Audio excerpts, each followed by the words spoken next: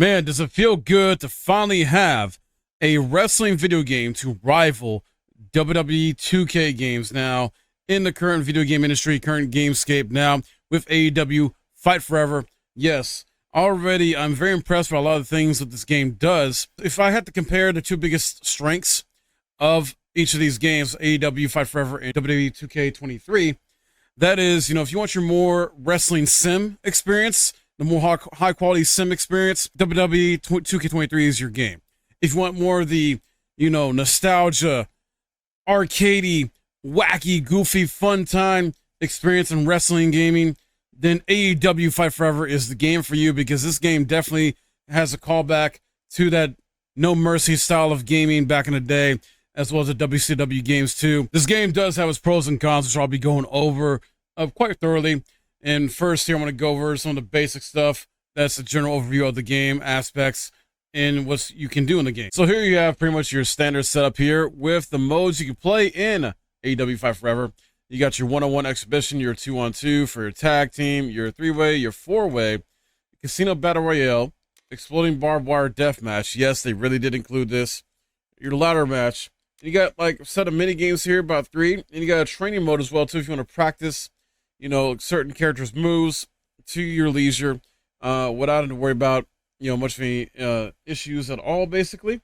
And just have fun. Learn each wrestler at your own pace. You also have the online, you got ranked, you got casual, you got private matches you can do with friends. Custom here, you can create your custom wrestler, tag team, or even arena as well. Then you got Road to the Lead here, which we'll get more on that in a bit here. Snapshot album.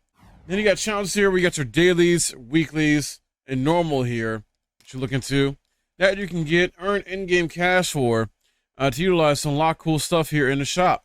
So as you can see here in the shop here, we got apparel, we got arena stuff, we got moves, entrance, more items as well here. A nice positive distraction highlight I want to point out here with this game is these mini games that I mentioned before a little bit earlier. But specifically, you got Chip Gatherer, which is you're essentially collecting these giant chips in the ring up to 4 players.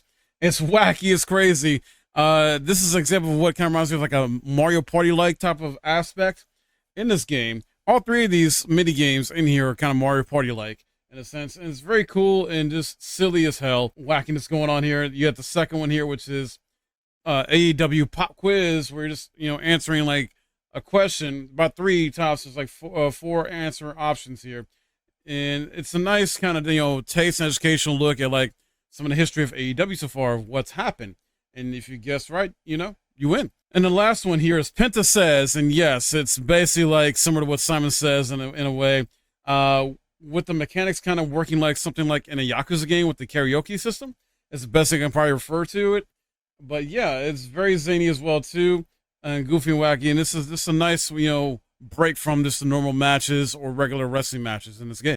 Unfortunately, though, I was not able to test the online features and online matchmaking and matches, basically, due to just couldn't find a match. This is a review copy I had been given to me by THQ Nordic and Ukes. And so I'm guessing, there just weren't a lot of early review copies probably put out, or maybe just, that wasn't a high priority of what they were trying to do for their own reviews, respectively. I at least want to try every aspect out. Just wasn't able to try this one out. So can't say how it's going to be come launch. Could be really good, could be bad. I don't know. Now let's talk about customization. Arena customization, first off, and there's a nice, decent variety here. Well, kind of feeling limited compared to, your WWE 2K counterpart, but you still can customize a fair amount here with colors, stages, ramps, banners, logos, etc. to an extent, and how you want the ring to look and the outer parts of the ring to look as well too. With creating your own wrestler, though, there are some caveats here, because with this being, not as filled, to the brim as far as all this variety of stuff you can do with customization, the probably best thing about this, at least my personal favorite thing, is the variety of moves you can choose from in the moveset. But everything else just feels kind of limited in that sense, from the facial features and clothing, as far as your attire and stuff like that, entrance, customization, things like that. And that's not to say this game is bad by any means, because that it's just, it definitely feels a bit limited compared to what we're used to with the WWE 2K games, which I know have kind of spoiled some of us. And so, over the years, especially, and this AEW game is, the first true wrestling game to come out to rival it. So, take it for what you will, and don't let that deter you from giving this game a try at least and enjoying the game, despite some of the setbacks I guess it has when it comes to customization a bit here. But you can still create your name, have the announcer call out your name when you come out, as long as it's fits into what's in there, programmed into the game. You can choose your music. If you want to have a video, which entrance you can. You choose your finisher, your signature, things like that. It's a lot of fun to go through it. Just kind of, go through the process, spend like hours just trying to like make your perfect wrestler for AEW to go in there and just go toe to toe with the roster. Back to the moveset though. When you choose your variety of moves though, there is a lot here. And I do have to address this as well too. Even though there's a lot and that's fantastic, I wish it was better organized, because unfortunately in this, they're all just kind of lumped together in a sense where you got, your front, your rear, your ground moves, your running, etc. This all like, you got to look through it all. There's not separated out like where you can go to different like sections or to choose from, where you have all your running moves together, where you have all your front moves together, or your head moves, or, it's just like, simple kind of modern day gaming quality life stuff you would think would be in here. It's just not here, unfortunately. So that can be a little daunting, a little annoying maybe to some people. It didn't bother me that much just because I'm kind of used to these type of games, but I know for some people it's going to bother them. Just be aware of that. Outside of that, though, it's a solid, first attempt, at least for this AEW wrestling game franchise at, the moveset, create a character aspect of it. And still have fun with it. Take your time. It will take probably a little longer, though. And hopefully, in future games, they can correct this, make it a little bit simpler, make it a bit more organized and streamlined a bit. The story mode in this is Road to Elite. This is in-game, going to take you roughly like 3 to 4 hours to complete. It takes you basically a year in the game to go through, where you go through all 5 pay-per-views, including like All Out, Double or Nothing, etc. And you start off, at least for me, I started off anyway, as doing the Casino Battle Royale to kind of, get my bearings with that, and just had a lot of fun with that. And then you kind of go from there. For me, not trying to spoil too much, but like, to me, it's like a tag team championship type of storyline. And then it just like went from there. Didn't really continue though. Kind of was like weird. It kind of dropped that like after the pay-per-view and went to something else. So that's one aspect that's kind of weird about this. Is like you'll go through a storyline up to a pay-per-view and then just like stops and starts a new one.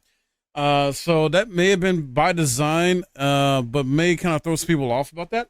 Still quite a bit of fun. There's a few activities you can do in between your week-to-week matches, where you can like choose to work out to help get you more experience.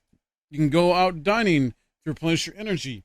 There's also going out like sightseeing and stuff like that to kind of keep your momentum up and high, which is very important as well.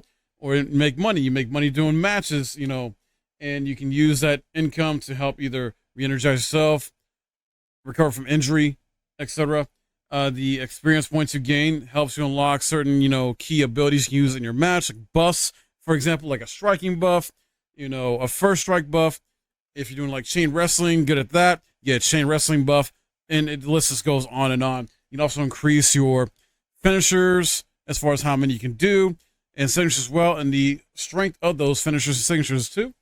So a lot of stuff here that's really cool. Nothing really that helps you more resilient too much. It's more adding more movesets and more kind of buffs to you. Not necessarily making you more durable though. More just, I guess, mostly focused on like more damage. It seems like a lot of these abilities do for you. But yeah, a lot of fun there to have. And like I said, it doesn't take too long. And you create a character through this. And you can meet certain superstars in here, going out, doing sightseeing stuff, or even dining even. One thing I really liked is, they include Mr. Brody Lee. Unfortunately, he passed away, and I got to kind of mention this. It's hard not to. He is in this game, and I'm so happy they put him in this game, as a nice little nod to him and anything like that. And just to kind of keep him around in our lives in some way. And it was a really cool moment in here where, like, in the story here, Road to Elite, my character got to take a picture with him and everything like that. It was very cool. Since, fortunately, that's the closest thing I'll get to actually getting a real picture with him. But yeah, very solid. Probably not the best storyline type of mode in here, but once again, this is more the arcade style of wrestling games, not really focused on the high quality sim experience. So, but there's always room for improvement, I feel like. So it shows some promise here, and I'm hoping in future games it just gets better and better, honestly. So to conclude my final thoughts on this game and with the final score, it's nice that after several years of abstinence and little competition dynamics, there's now more variety in the wrestling genre again, with this game being here brought to you by Ukes, and then bringing AEW Fight Forever into the ring, putting the full focus on pick up and play, and guarantees fun and nostalgia, whether alone or on the couch with friends, or online. Exciting matches are to be expected, through all the wrestling. A lot of fun to be had here. And, despite its flaws, I think it's a really, fun game here. And I'm going to give it an 8 out of 10 as my final score for this game. And if you're a hardcore wrestling fan, and you're maybe tired of WWE stuff, then this is a nice option, a nice rival. Check out if you want to play more of that arcade style of wrestling game.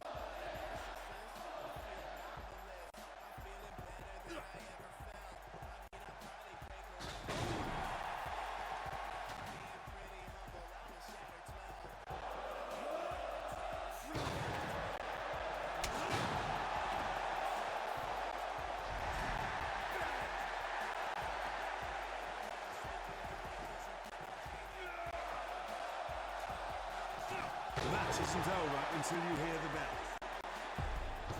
It's not over yet.